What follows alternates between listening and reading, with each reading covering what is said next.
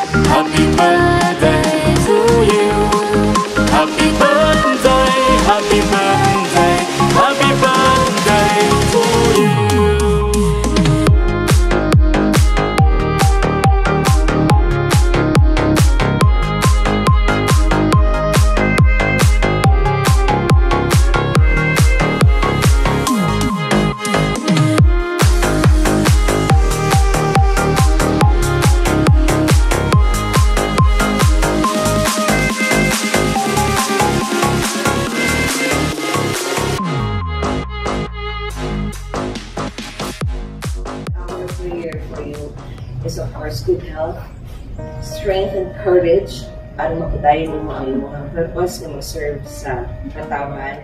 I personally have seen you work, and like I always say to you, na ipadayon na imong maayong pagbunuhatan, because I really appreciate Curly for pila na ko kay years na naging Puro President.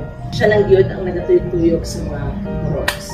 Which is, I really appreciate her efforts to help the Puroks. And I really pray na God will continue to give you strength, courage, resilience, aron ipadayon mo yung mga kamaipan sa mga tao. Happy birthday, Katawan Curly Bumeo! Yay!